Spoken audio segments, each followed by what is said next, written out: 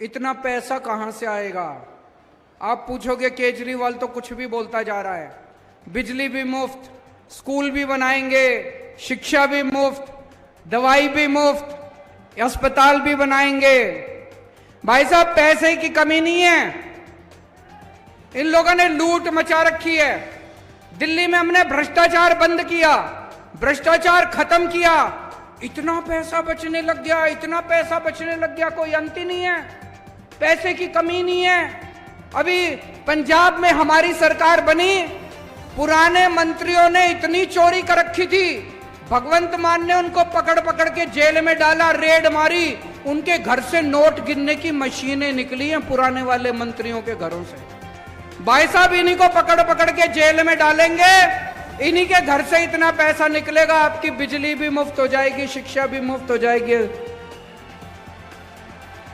मध्य प्रदेश सरकार का एक एक पैसा आपके ऊपर खर्च किया जाएगा, एक भी पैसे की चोरी नहीं होने देंगे, सारा पैसा आपके ऊपर खर्च होगा। ईमानदार पार्टी है हमारी, ईमानदार लोग हैं हम, देशभक्त लोग हैं हम। सरकारी दफ्तर में पैसे मांगते नहीं मांगते, रिश्वत मांगते नहीं मांगते, चाहे राशन कार्ड बनवाना हो, जाति प्रमाण पत्र बनवाना हो, जमीन के कागज बनवाने हो। दिल्ली में हमने एक व्यवस्था कर दी, हमने एक फोन नंबर जारी कर दिया 1076। आप उस नंबर पे फोन करो, वहां से आवाज आती है, आपको दिल्ली सरकार से क्या काम करवाना है, आप बताओ आपको क्या काम। कोई कहेगा मेरे को बिजली का कनेक्शन चाहिए, कोई कहेगा राशन कार्ड बनवाना है, कोई कहेगा पानी का कनेक्शन चाहिए। उधर से आवाज आती है, हम आपके घर कितने बजे आए आपका काम करने के लिए। आपको सरकारी दफ्तर जाने की जरूरत नहीं है, सरकार आपके घर आके आपका काम करके जाती है। आपको दलालों को रिश्वत देने की जरूरत नहीं है, दलालों के चक्कर काटने की जरूरत नहीं है। मध्य प्रदेश में भी भ्रष्टाचार खत्म करेंगे, हमारी सरकार आएगी तो। यह मेरी चौथी गारंटी। पांचवी, अभी मान साहब ने पूछा कौन कौन बेरोजगार है, सबके हाथ खड़े हो गए दोस्तों। हमारे इतने बच्चे, इतने युवा बेरोजगार घूम रहे हैं, मामा जी को कोई परवाह नहीं है इनको रोजगार देने के लिए। दोस्तों, दिल्ली में मैंने 12 लाख बच्चों के लिए रोजगार का इंतजाम किया, 12 लाख बच्चों के लिए। भगवंत मान ने 36,000 बच्चों को सरकारी नौकरी दे दी अभी तक। कोई रिश्वतखोरी नहीं, कोई सिफारिश नहीं। सोशल मीडिया पे देखो, पंजाब के गांव गांव के अंदर लोग ढोलक बजा रहे हैं, खुश हो रहे हैं। क्यों? उनके गांव में बिना सिफारिश के किसी को नौकरी मिल गई, उनके गांव में बिना रिश्वत के किसी को नौकरी मिल गई। यहां मिलती है बिना सिफारिश के नौकरी, यहां मिलती है बिना रिश्वत के नौकरी। अब मिलेगी, अब मिलेगी बिना सिफारिश के, बिना रिश्वत के आपके बच्चों को सरकारी नौकरी मिलेगी। हर बेरोजगार के लिए रोजगार का इंतजाम करेंगे, और जब तक रोजगार का इंतजाम नहीं होता, हर बेरोजगार को 3,000 रुपए महीना बेरोजगारी भत्ता दिया जाएगा। छठी गारंटी, मैं अपने दिल्ली के बुजुर्गों को तीर्थ यात्रा कराने के लिए भेजता हूं,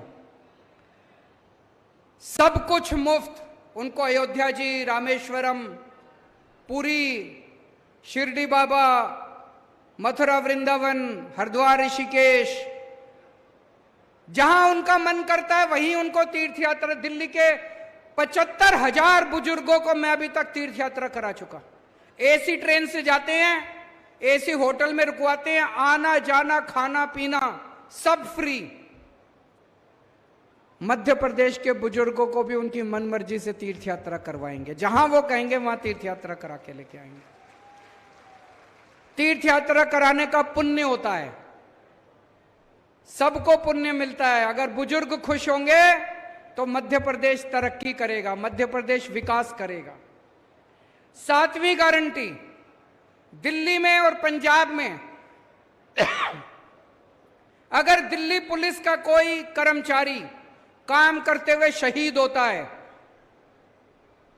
पंजाब पुलिस का कोई कर्मचारी काम करते हुए शहीद होता है, अपनी जिंदगी देता है, या दिल्ली या पंजाब का रहने वाला कोई भी व्यक्ति सैनिक बॉर्डर पे शहीद होता है, उसके परिवार को 1 करोड़ रुपए की सम्मान राशि दी जाती है।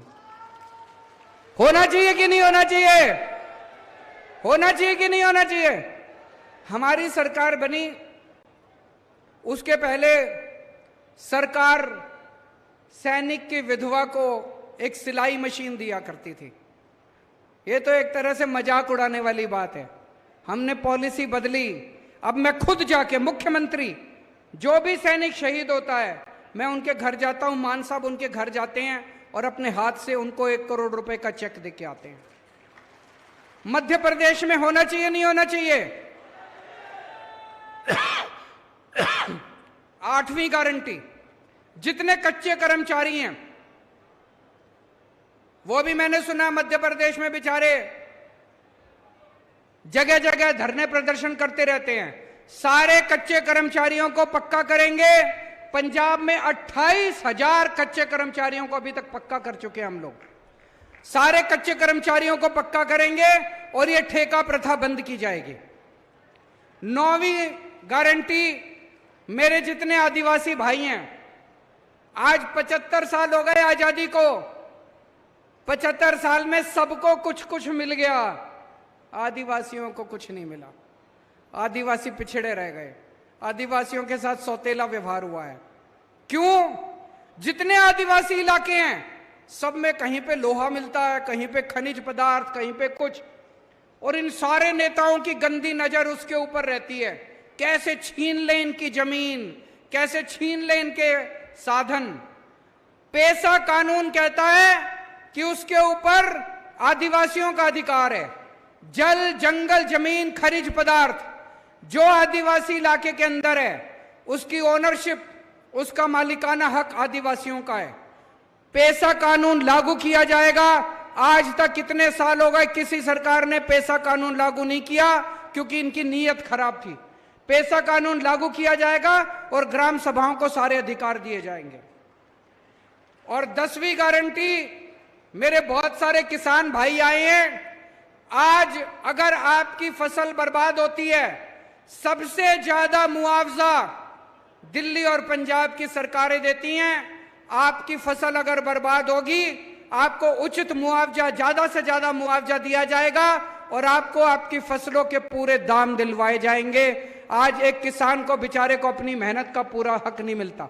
आपको आपकी फसल के पूरे दाम दिलवाए जाएंगे। आप में से जवान फिल्म देखी है किसी ने? सुना तो सबने होगा। सुना है कि नहीं सुना? उसमें शाहरुख खान का डायलॉग है, आपने सोशल मीडिया पे देखा होगा। शाहरुख खान क्या कहता है? ये वोट मांगने आएंगी पार्टियां, ये नेता वोट मांगने आएंगे, धर्म के नाम पे वोट मांगेंगे, जाति के नाम पे वोट मांगेंगे। धर्म और जाति के नाम पे वोट मत देना। उनसे पूछना कि आप हमारे बच्चों की शिक्षा के लिए क्या करोगे? अगर मेरे घर में कोई बीमार हो गया तो उसके इलाज के लिए क्या करोगे? कहता है कि नहीं कहता शाहरुख खान? आज पूरे देश में एक ही पार्टी है जो आपके बच्चों की शिक्षा की बात करती है।